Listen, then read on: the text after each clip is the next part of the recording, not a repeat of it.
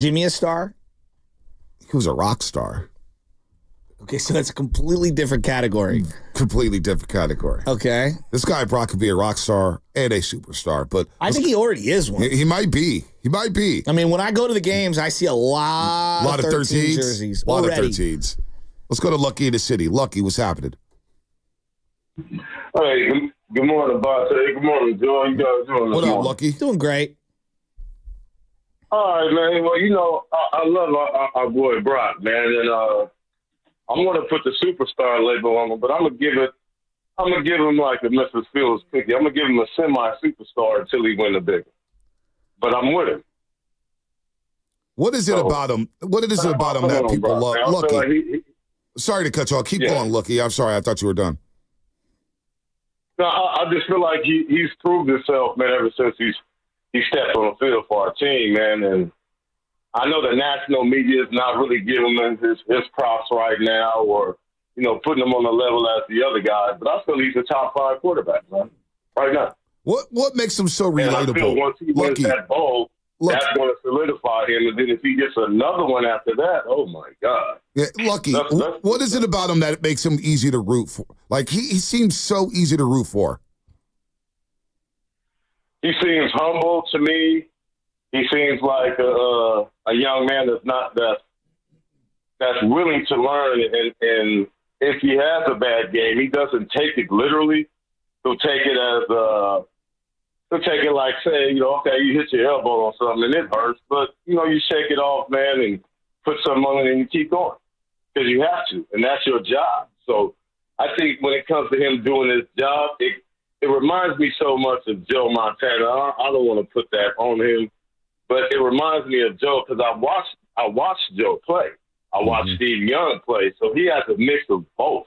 And if he learns from both, oh my God, man, Brock's going to be the man. Let's go, man. Let's go, Lucky. Let's go. I think origin story is a thing that we do in the movies, right? Or the comic books or video games. And I think about all the origin stories. They're going to do a new Superman, right? For example, and they're going to try to stay away from the origin story part of it and try to go straight to like the middle part of his Supermaning career, right? Think about the Wolverine. They had the origin story at the beginning, and Iron Man, the very first Iron Man, they kind of explain like, how did you become Iron Man, or Spider-Man? How did you become Spider-Man? And the origin story is extremely important. It is. It shapes who you are. And who doesn't love someone who was overlooked? Who doesn't love someone who is not necessarily have the physique of an NFL body that we like associate with the position? When you meet, like, I haven't met him face to face, but I saw him on a basketball court walking by me. Carson Palmer was larger than life. I was like, there's no way that guy's only 6'5". There's just no way. His head is humongous. Yeah, it is. I couldn't get over how big Carson Palmer was. I was like, that man is gigantic, right? And when you see Brock Purdy, and I've had an opportunity to shake hands with Brock Purdy, I stood up to him and I was like, he's not that big. Now his legs are thick and he's strong and all that. I'm not trying to, but he's not that tall.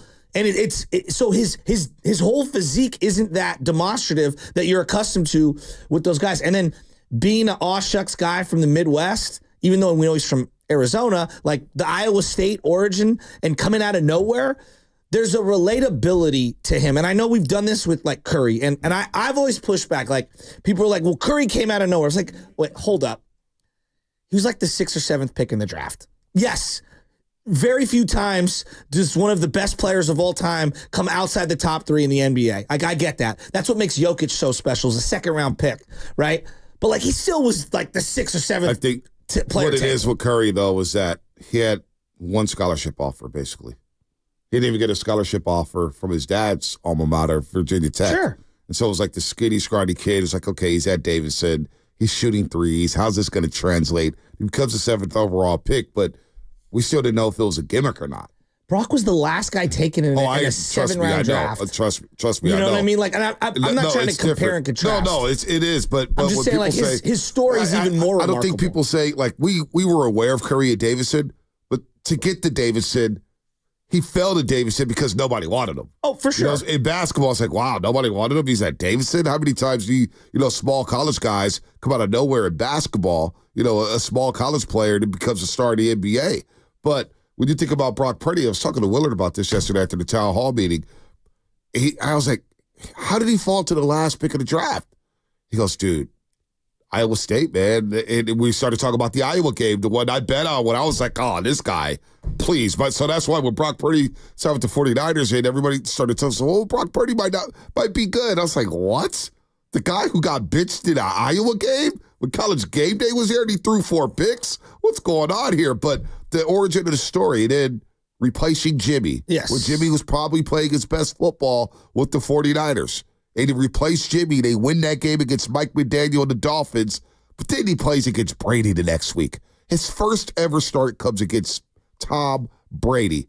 And the first play of the game, he gets cracked. You're like, oh, this guy ain't going to be able to hold up. Now, that hit messed his ribs up, and he had to play with some messed up ribs the rest of the season, which we all didn't know about. But he leads the Niners on a touchdown drive, and the rest is history. Chet Purdy. They dropped 35 on Brady. They're up 35-7 at the half. I mean, it was unbelievable. So, yes, being the last pick of the draft, that's never lost on me. Like, I don't want to ever forget that. This guy was the last pick of the NFL draft. We've been watching drafts our whole life, Shasky.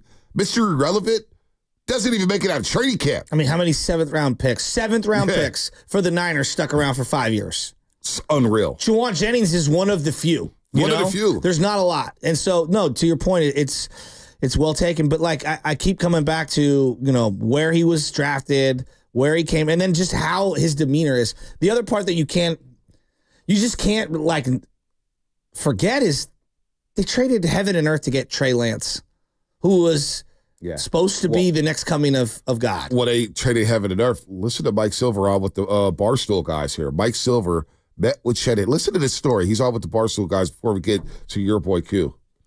There is something at 49er headquarters referred to as the Shanacam, which basically means Mike Shanahan needs to watch meetings and practice ASAP virtually. That's awesome.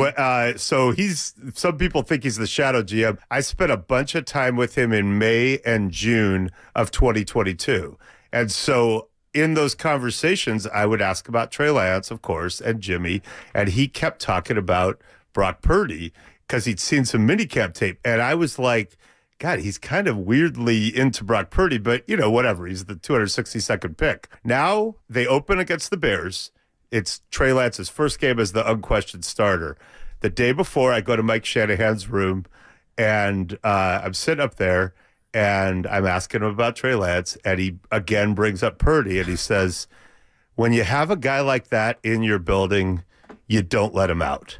And I'm like, are we talking about, thinking? Yeah. And, so he's still got it. That's Mike Silver on Pardon My Take with the Barstool guys. And then we had the Romo cut, which we had last year. I'm going to break, Lovin. I'm going to break. I see the clock. I'm going to break. Let me get this out. But we had Romo on last year before the Philadelphia game. And what did Romo tell us, Shasky? This Mike Shanahan said it early. Hey, you be ready. You be ready. And I was like, what? What? Because in training camp, I didn't hear anything. I'm following you guys left and right in Europe about training camp. Nobody brought this guy up. And Mike Shanahan is sitting there, Shasky, totally gets stumped, saying, this Brock kid, watch him. Who was the guy from the Eagles that they brought in to be the QB3 and they gave him guaranteed money? Nate Sudfeld. Sudfeld. They had Sudfeld getting 2 or 3 times the reps that Purdy was getting. Yeah, no one saw it coming. Nobody saw it coming. All right. Your boy Q is going to join us here. We're going to break. Your boy Q, Raider Nation Radio. He's been really good to us there. 9:20 a.m. in Las Vegas, 2 to 5. Lockdown Raiders podcast. What the hell is going on with the Las Vegas Raiders? Do the Niners have a shot at Devontae